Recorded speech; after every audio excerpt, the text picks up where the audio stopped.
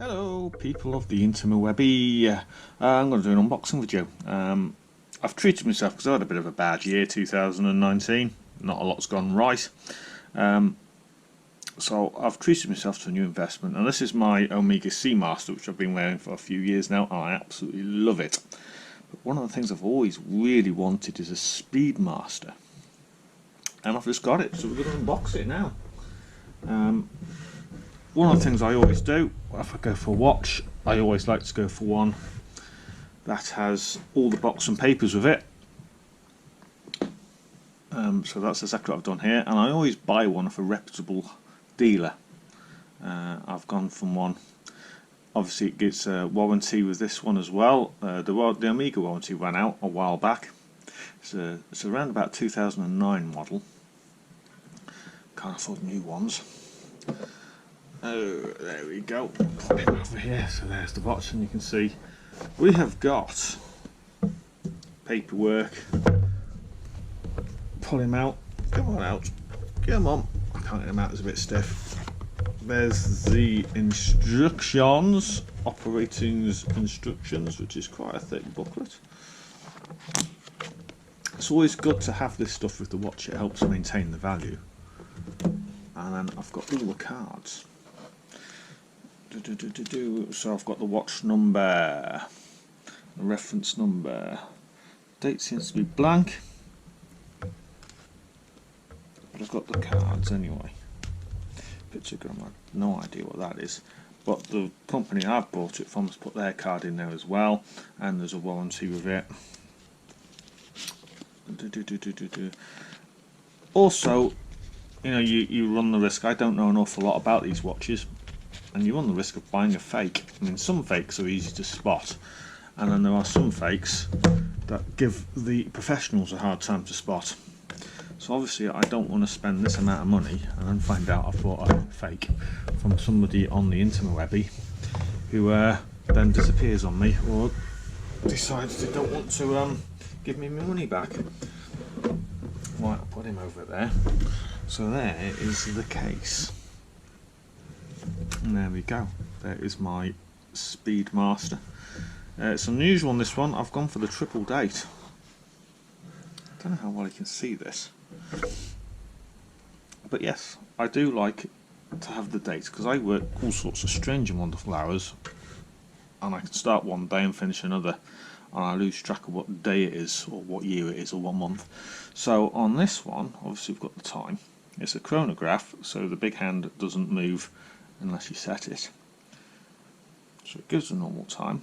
We've got on the top, we've got the day, which is Monday, January, and then we've got on that little red thing there, it tells you the actual day of the month as well. And apart from leap years, you shouldn't have to reset it. It's the only time you should have to set it, because it knows the month. It knows which months have 31 days and which months have 30 days in. Oh, put him on.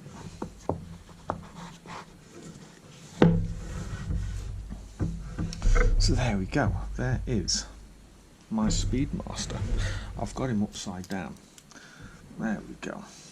I'm going to put him on next to my...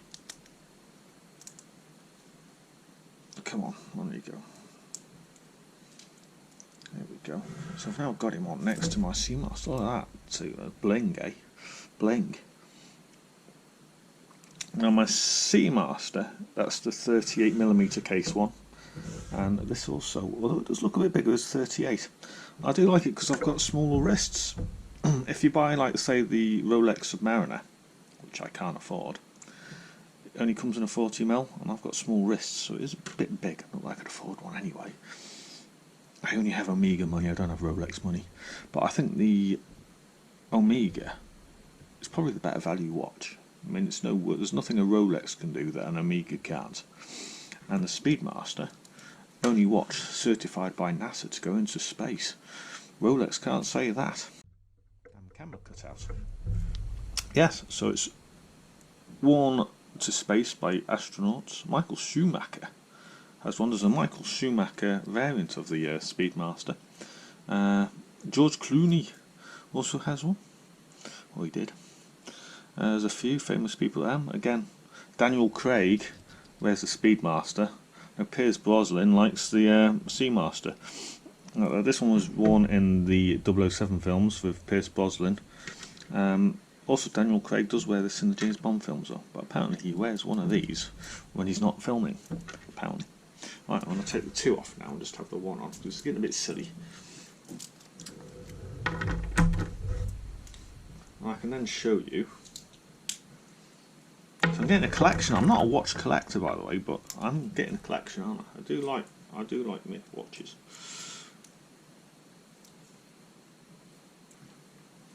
So there we go. I think if you have an Omega or a Rolex, you've got a nice watch. But the Rolex are a bit overpriced. Right, so to start the chronograph, I'll just press it once and off he goes. And to switch it off, like that. And to reset it, there we go, all done. So that is my Omega Speedmaster. So it's called the triple date, because it has a triple date. You can get them without a date, you can get just a date, or you can get a day date, and this is the triple date. Now they don't actually make this one anymore, which makes it a bit rare. I think it's a fantastic investment as well. If you look after it, it should go up in value, as there's not many of them about. You can also get them in different metals, and I think there was a rose gold one, which go for about 30 grand. Bit out of my price market. In fact, the first one I saw was the rose gold one, and I loved it, but I thought I can't afford that. And then I found out they do a stainless steel one.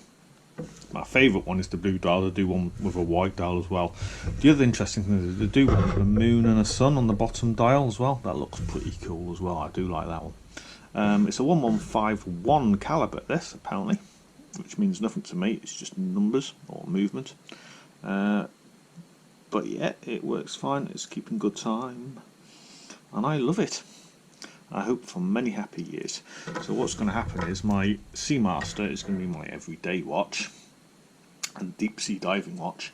My Omega, that's going to be my special occasions and going to space watch, should I ever go that far. Right, thank you for watching. I hope you've enjoyed watching this little video of my watches. Oh yes, I'm going to do one of them at night as well, so we'll just do a quick trip of them at night for you so you can see the glow in the dark bits.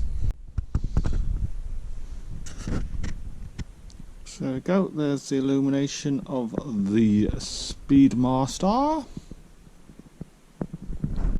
As a comparison, there's my Seamaster, my good old faithful diver's watch, illuminated at night. There we go, I've got the Speedmaster on the left and my Seamaster on the right, so that's the difference in the two with the illumination. And there we go. So I'm not a watch expert, so I think I've pretty much covered everything. But I'm in a collection now. So I always have the boxes. There is, I'll put the box back on that one. There's my Speedmaster watch, that's my Seamaster. I always like box and papers and everything. You can get them cheap without the box and papers, so that doesn't bother you, but it helps keep the value if you're going to, if you ever need to resell or it's an investment. It's the best investment if you've got all the box and papers. And in that case, always, my main thing, if you don't know anything about watches, two things: buy one, buy the best you can afford, go to a reputable dealer. They're slightly more expensive, but you know you're not getting a fake. Or if you buy one off of nobody on the internet, you know, you could get the real thing, but it's got a load of expensive problems with it. It's not so cheap then, is it? So yeah, buy the best you can afford. Buy from a reputable dealer, even though it might be slightly more expensive. You're not going to get anything nasty, and if you do, you can send it back if you know where the shop is. And enjoy it. Right, thanks for watching. Toodaloo!